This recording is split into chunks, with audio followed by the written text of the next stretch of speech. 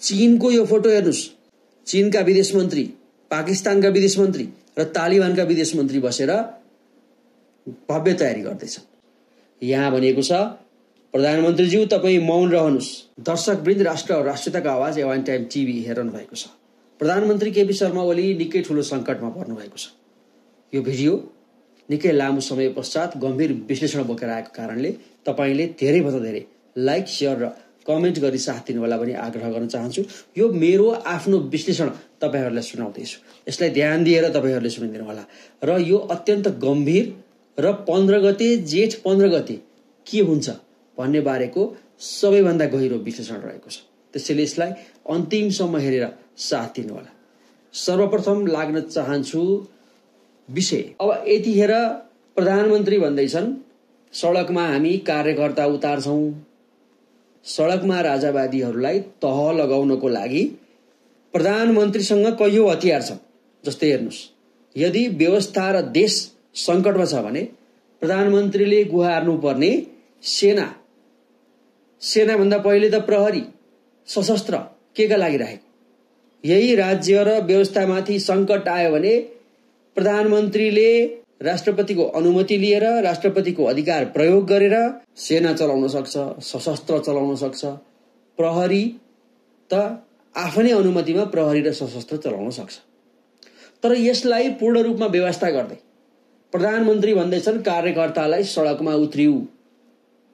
यो कुराको प्रधानमन्त्रीलाई मानव अधिकार आयोगबाट काउन्टर आइसकेको छ। अब हेर्नुस्, यहाँ केहीको विश्लेषण थियो, राप्रपा त विदेशी शक्ति पो रहेछ, त्यसै कारणले मानव अधिकारवादीलाई लगन गाँठो जोड्न गयो, मानव अधिकारवादीलाई पत्र काट्यो भनेर सामाजिक सञ्जालमा रुवाबासी देखिन्थ्यो। तर त्यही पत्रको प्रभाव हो प्रधानमन्त्रीको बोलीलाई मानव अधिकारवादीले निस्तेज बनाइदियो। मानव अधिकारवादीको पत्रमा भनिएको छ, यो पत्र ध्यान दिएर हेर्नुस्। यहाँ भनिएको छ, प्रधानमन्त्रीज्यू तपाईँ मौन रहनुहोस्, आफ्नो अधिकारको प्रयोग गर्नुस् राज्य सत्ताको, तर भिडन्त हुने कुरा नगर्नुस्। प्रधानमन्त्रीलाई त्यस्तो कुरो गरेको सुहाउँदैन। यो हामीले होइन, मानव अधिकारवादी, मानव अधिकारको संस्था, अन्तर्राष्ट्रिय संस्थाले भनेको कुरा हो। र प्रधानमन्त्रीको यो कुरा आउनुको पछाडिको रहस्य हो, केही दिन अघि राजावादीहरूले मानव अधिकारवादीलाई गएर हेरिदिनुस् तपाईहरुले पनि यो कस्तो हुँदैछ भनेर बुझाएको पत्रको प्रभाव। तर यहाँ केही जान्ने सुन्ने व्यक्तिहरू सामाजिक सञ्जालमा राप्रपाको यो कदमको विरोध गर्दै थिए। यहाँ यस्तै बहुलट्ठक तर्क गर्ने हरिलट्ठकहरूको तर्क सामाजिक सञ्जालमा जसले जे गरे पनि विरोध गर्ने। हेर्नुस् है, जे गरे पनि विरोध गर्ने। आउन पनि राजसंस्था आउन लाग्यो, माहौल बन्न लाग्यो भने जो त्यहाँ अगाडि बढ्छ त्यसलाई गिराइहाल्ने, खसालिहाल्ने र यसले गरेको भएन मै मात्रै जान्नेछु भन्ने। जस्तै दुर्गा प्रसाईले गर्दै थिए, दुर्गा प्रसाईको विरोध गर्ने, राप्रपाले गर्यो राजेन्द्र लिङ्गदेनको विरोध गर्ने, केशरबहादुर विष्टले गर्न खोजे उनकै विरोध गर्ने, र जो पनि राजा र हिन्दूको कुरा लिएर अगाडि बढ्छ त्यसलाई आरएसएस हो, यो त सिआइए हो, यसको कनेक्सन त विश्वव्यापी रहेछ भन्ने। जबकि हेर्नुस् है, निकै गम्भीर कुरा भन्दैछु मैले, जबकि भारत र पाकिस्तानको युद्ध टार्नको लागि ट्रम्प आउनुपर्छ, डोनाल्ड ट्रम्प। रुस र युक्रेनको युद्ध टार्नको लागि डोनाल्ड ट्रम्पले प्रयास गर्नुपर्छ। अनि नेपालका राष्ट्रवादीहरू चाहिँ त्यत्रा शक्ति राष्ट्रहरूको केही लागेको छैन। नेपालका केही थान राष्ट्रवादीहरू के भन्छन्, इन्डियासँग युद्ध लड्नुपर्छ नेपालले, अमेरिकालाई त काँचै खाइदिन्छ नेपालले। किन त भनेर सोधेको त गोर्खा सैनिक थियो रे। गोर्खा सैनिक स्वयं त्यहीको तलब खाएर जागिर खाएर बसेका बिचरा नेपालीहरूलाई साथ दिनु कता हो कता पाकिस्तान र इन्डियाको लडाईँ चलिरहँदाखेरि पाकिस्तान पक्षमा उभिने नेपालीहरूलाई केही गोर्खा सैनिकहरूले गाली गरेको पनि सुन्यो। गाली पनि किन नगरून्, नेपाली दाजुभाइ ज्यानको माया मारेर गोर्खा सैनिकबाट इन्डियाबाट लड्दैछन्। यहाँका राष्ट्रवादी भन्ने तत्त्वहरू सिधै उनीहरूलाई गाली गर्न उत्रेका छन् र भन्छन् पाकिस्तानलाई साथ दिनुपर्छ।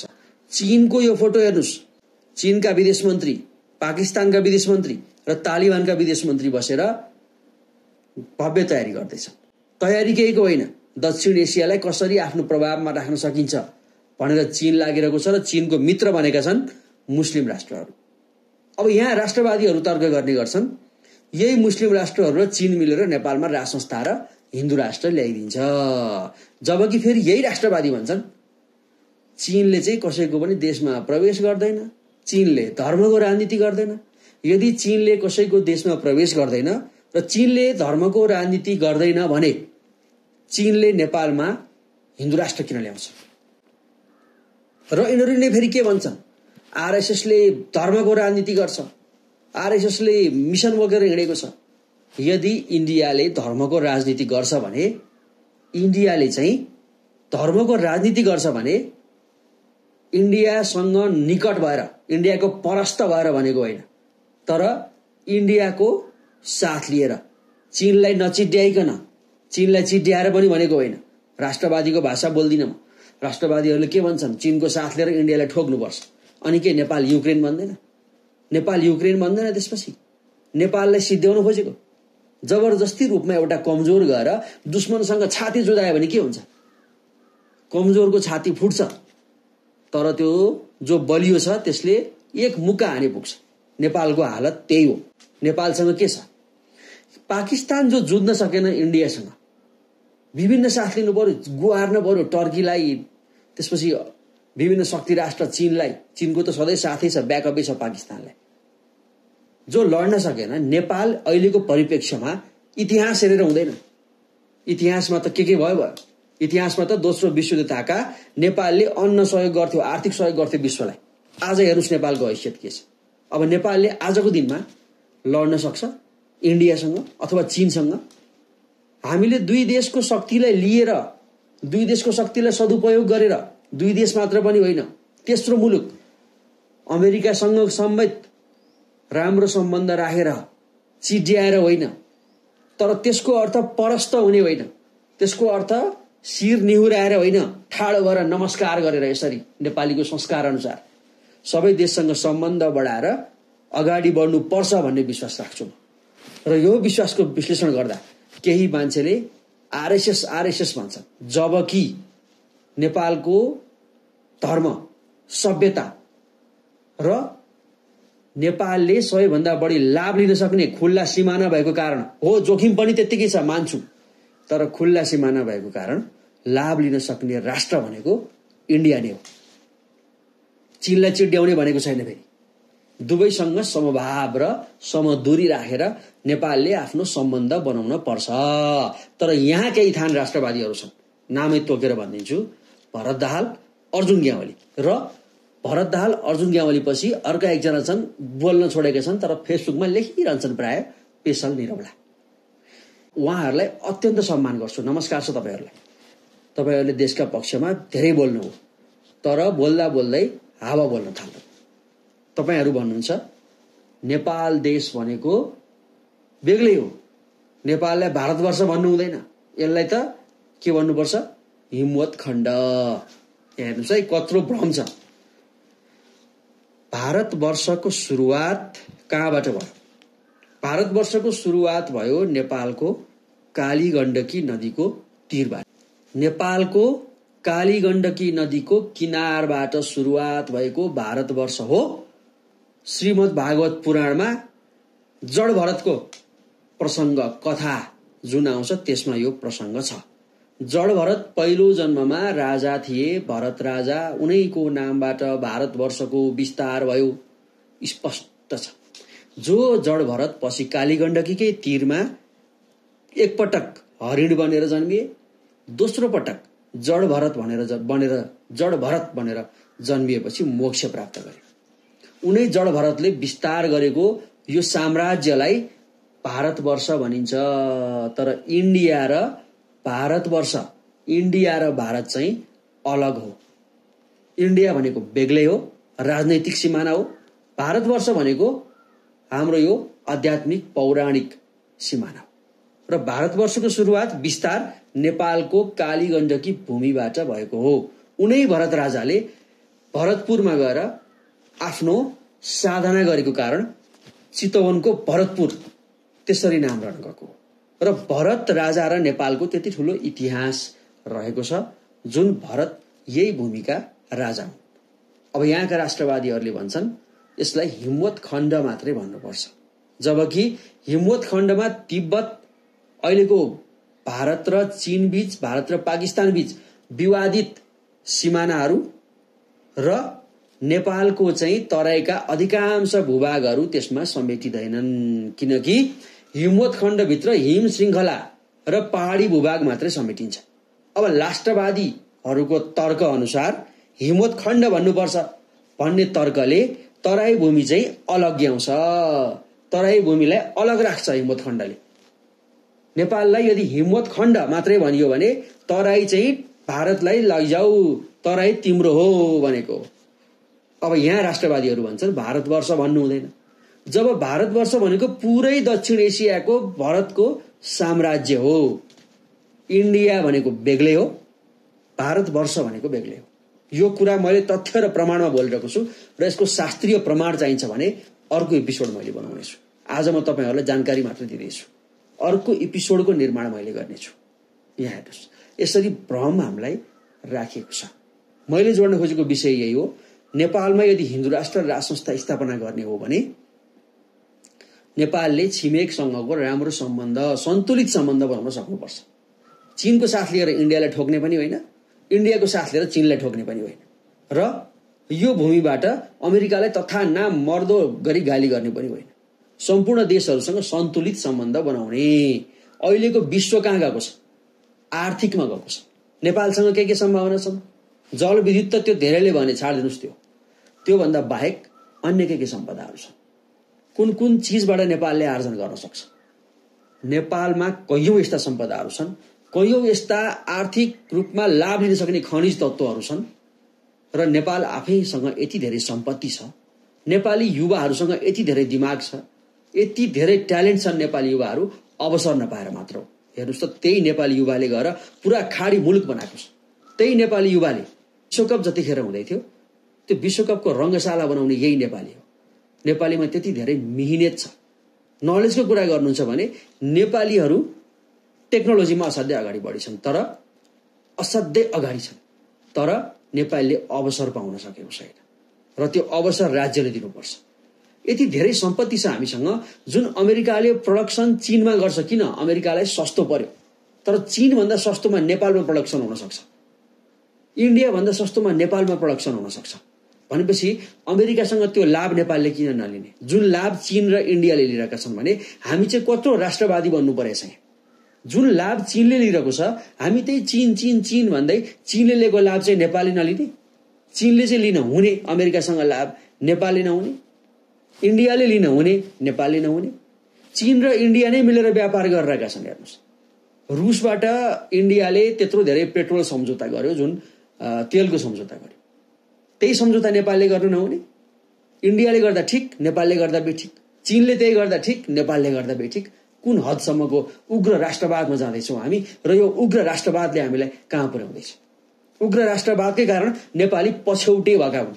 नेपाली पछि पर्नुको कारण एउटै हो, राष्ट्रवाद हुनुपर्छ, तर उग्र राष्ट्रवाद चाहिँ हुनु हुँदैन। उग्र राष्ट्रवादले आज युक्रेनलाई कहाँ पुर्यायो? उग्र राष्ट्रवाद बोकेको युक्रेन, जो रुसबाटै छुटिएको, उग्र राष्ट्रवाद बोकेर रुससँग न्यू खोज्दा आज युक्रेनको जे हालत छ, नेपालीले पनि उग्र राष्ट्रवाद देखाउने हो भने नेपालमा यही बनाइन्छ। यहाँ हेर्नुस्, तपाईँ ध्यान दिएर सुन्नुस्। भरत दाहाल भन्दैछन् हिन्दू भन्ने नामै हुँदैन, हिन्दू भन्ने केही चिजै हुँदैन। अर्जुन गेवाली भन्छन् हिन्दू होइन, हामी त कहाँ हिन्दू, हामी त सनातनी हो रे। हिन्दू राष्ट्रको मुद्दा कमजोर बनाउने कुरा हो यो। शास्त्रमा उल्लेख छ हिन्दूको, म यो प्रमाण सहित अर्को भिडियो बनाउँदैछु, यो तपाईहरुलाई जानकारी मात्रै हो। शास्त्रमा हिन्दू शब्द प्रमाणित छ र म यो प्रमाणित गरेर देखाउने वाला छु। भरत दाहाल, आदरणीय भरत दाहाललाई जसले भन्दै हुनुहुन्छ हिन्दू भन्ने शब्दै हुँदैन, हिन्दू नै हुँदैन, उहाँले के भन्नुभयो? मुस्लिमबाट नेपाललाई केही खतरा छैन, हामी मुस्लिम विरोधी हैनौं। हामी पनि मान्छौं मुस्लिमबाट, नेपाली मुस्लिमबाट नेपाललाई खतरा आजको दिनसम्म, हिजोको दिनसम्म थिएन, तर आजको दिनमा नेपाली मुस्लिमको कुरा गरेको होइन, रोहिंग्या र अफगानीहरूको जुन किसिमको शरणार्थी क्याम्प नेपालभित्र बन्दैछ, जसको पर्यवेक्षण गर्न सकेका छैन नेपाल सरकारले। नेपाली जनताको त केही थाहा छैन, विदेशी शरणार्थीको बारेमा के थाहा छ? तपाईहरुले यो षड्यन्त्र बुझ्नु भएको छ। भुटानी शरणार्थीहरू हिन्दू थिए, तर उनीहरूलाई के गरियो? नेपालबाट लखेटियो, अमेरिकामा पीआर लगेर राखियो, अमेरिकामा सिटिजनशिप दिएर राखियो, केही चाहिँ फिर्ता भए जो अवैधानिक भनेका। तर मुस्लिमहरूलाई ल्याएर जो अवैधानिक मुस्लिमहरूलाई ल्याएर नेपालमा शरणार्थीको रूपमा राखिएको छ र भरत दाहाल भन्दैछन् मुस्लिमबाट नेपाललाई केही खतरा छैन। हामी पनि मान्छौँ मुस्लिम विरोधी बोलेको होइन, मुस्लिम धर्मप्रति हामी सम्मान गर्छौँ। मुस्लिम धर्म मात्र किन, विश्वमा रहेका सम्पूर्ण धर्मप्रति हामी सम्मान गर्छौँ, अत्यन्त धेरै सम्मान छ। धर्मसँग सम्बन्धित कुरा होइन, तर रोहिङ्गा र अफगानी शरणार्थीहरूलाई नेपालमा ल्याएर नेपाललाई शरणार्थीको भूमि बनाउनु हुँदैन भन्ने कुरा चाहिँ हो। तर यही कुरा को बोल्न सक्दैनन्?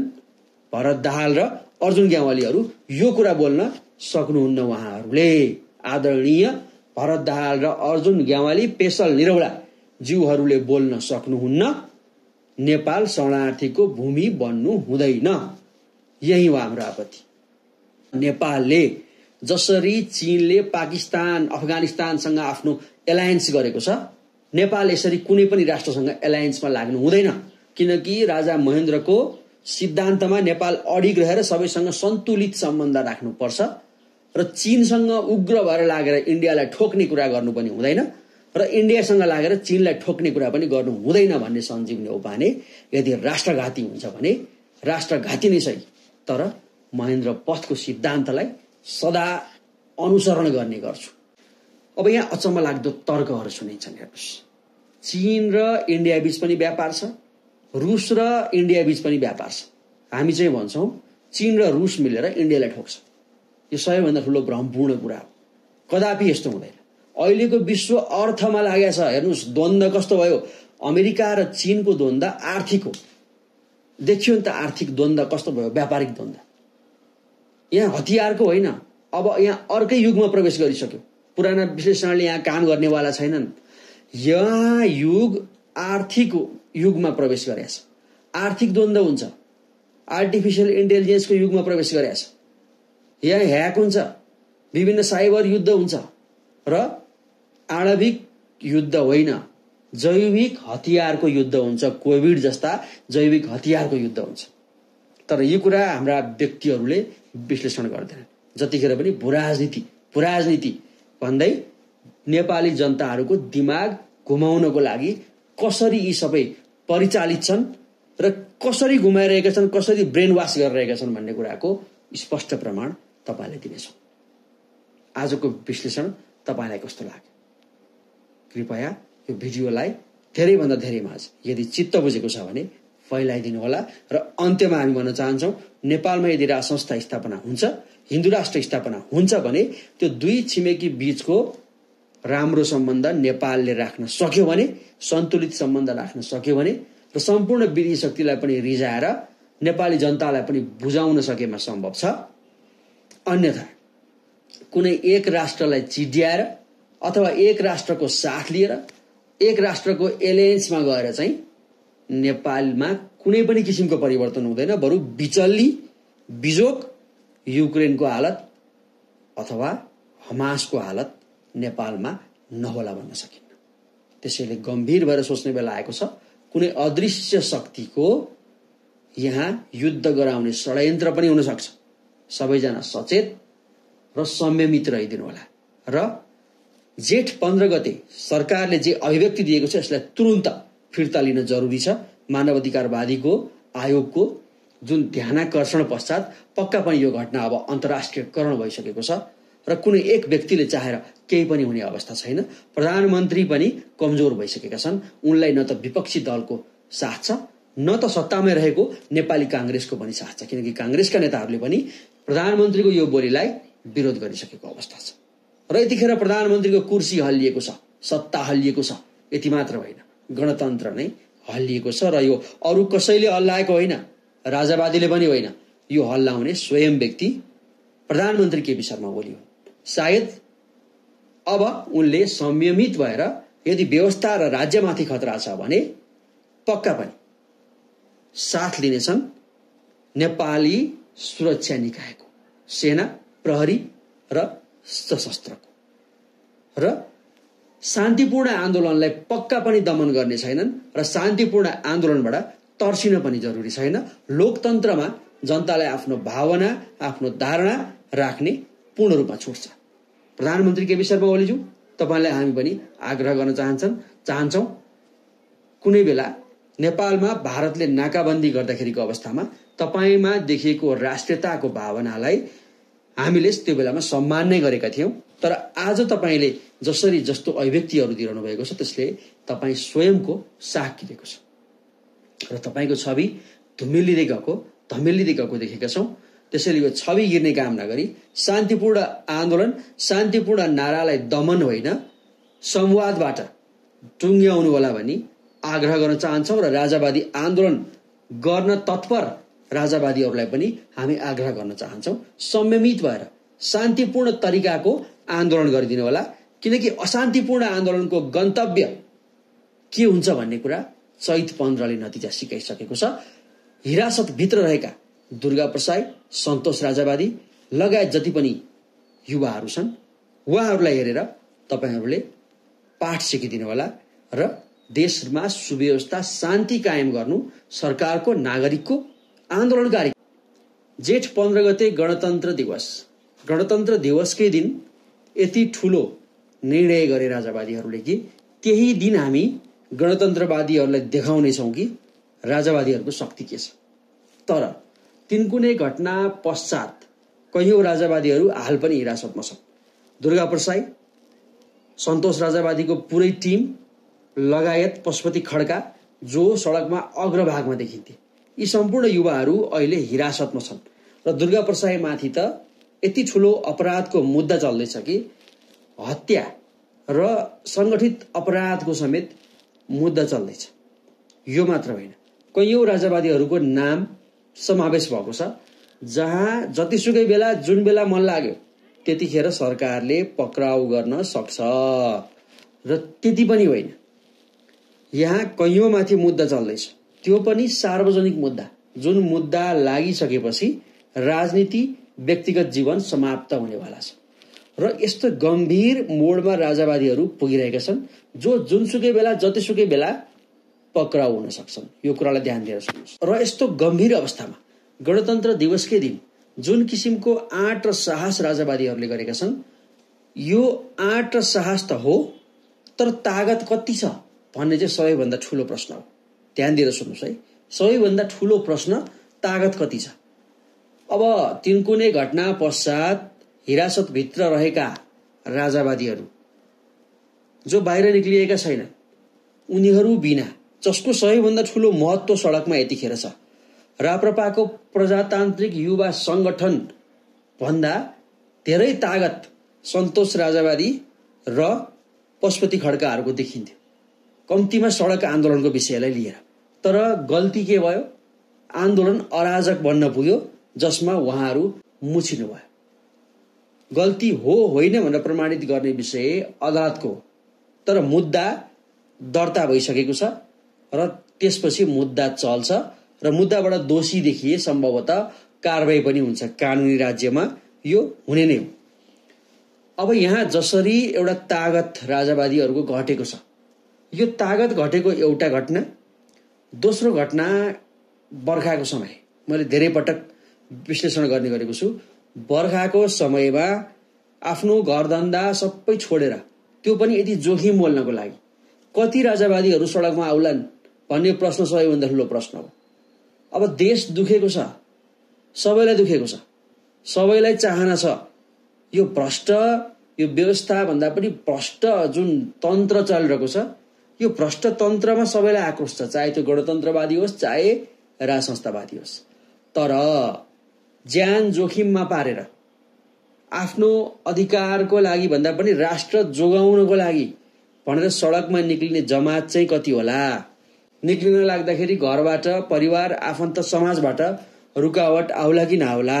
15 गतेको जुन मिति रोजिएको छ, यो मिति आफैमा आन्दोलन सफल गर्ने भन्दा पनि मिति चाहिँ आन्दोलन विफल हुने मिति, किनकि निरन्तर आन्दोलन हुन सक्ने अवस्था छैन। 15 गते एक दिन होला, 16, 17, 18, 19 त्यसपछि त सिधै मौसम परिवर्तन हुन्छ, मनसुन छिर्छ। ल भन्नुहोस्, कुनै आन्दोलनले 4-5 दिनमा लिन सक्ला गति अथवा निर्णायक बन्न सक्ला, जबकि गणतन्त्रवादीहरूको आन्दोलन 62-63 विदेशीहरूको त्यत्रो शक्ति, माओवादी जनयुद्धको त्यत्रो धङधङी, त्यत्रो रहेको आन्दोलन त सफल हुनको लागि 19 दिन लाग्यो भने अहिलेको जुन शक्ति हामीले राजावादीको देखिरहेका छौं केही दिन भित्रैमा समाधान हुने सम्भावना देखिँदैन र लामो समय आन्दोलन हुन सक्ने वातावरण देखिँदैन। अब भन्नुस् आन्दोलन सफलताको यो चुनौतीलाई राजावादीहरूले कसरी विश्लेषण गरेका छन्। यता हेर्नुस् है, अत्यन्त विश्लेषणात्मक रहेको छ यो। कसैमाथि आक्षेप होइन, कसैमाथि दोष पनि होइन। सम्भवतः राजावादीहरूलाई पनि मन नपर्ला, तर जे सत्य हो त्यो त बोल्नु नै पर्यो। यसमा त्यसैले आफ्नो विचार तलको कमेन्ट बक्समा राखिदिनु होला। जुन ढंगबाट राजावादीहरू आन्दोलनको तयारी गरिरहेका छन् हामीले देख्दाखेरि एकता देखियो। हेर्नुस् है, ध्यान दिएर सुन्नु। हामीले देख्दा एकता देख्यौं। कमल थापा, राजेन्द्र लिङ्गदेन, केशरबहादुर विष्ट अनि आन्दोलन समितिका अर्का 86 वर्ष वृद्ध नवराज सुवेदी, यो एकता देखिए पनि भावनात्मक एकता चाहिँ छैन। भावनात्मक एकता अझै पनि के छ, त्यो भन्दा म ठुलो, म भन्दा त्यो ठुलो, यो भावना राजावादीमा सधैँ छ र यो भावना कहिले पनि मर्दैन। राजावादीको सबैभन्दा ठुलो कमजोरी